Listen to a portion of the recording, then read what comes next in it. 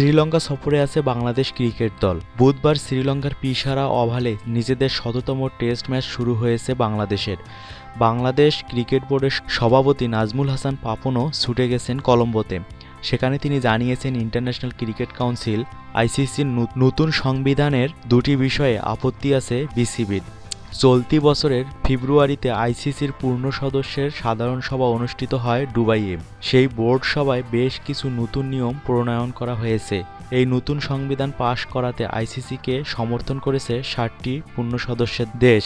সেই ৭ দেশের মধ্যে বাংলাদেশও ছিল। আইসিসির বোর্ড সভায় সমর্থন জানালেও বুধবার নতুন সংবিধান নিয়ে আপত্তির কথাও জানিয়েছেন নাজমুল হাসান পাপন। এর মধ্যে একটি হচ্ছে, কোনো দেশেরই আজীবন আইসিসির পূর্ণ সদস্যপদ থাকবে না, অবনমন হতে পারে। আরেকটি হচ্ছে ভোট দেওয়ার স্বচ্ছ অধিকার।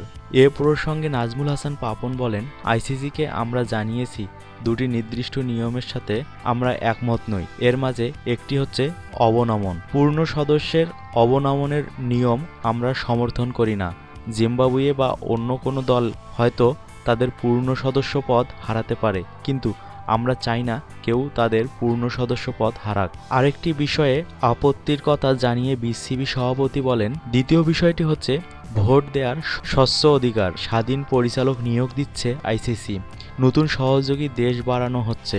এই বিষয়ে আমাদের স্বচ্ছ ধারণা থাকা উচিত। এত দ্রুত আমরা কিছু অনুমোদন করতে পারি না। এসব ব্যাপারে আমরা বাংলাদেশের ভূমিকা কেমন হবে তা জানতে চাই।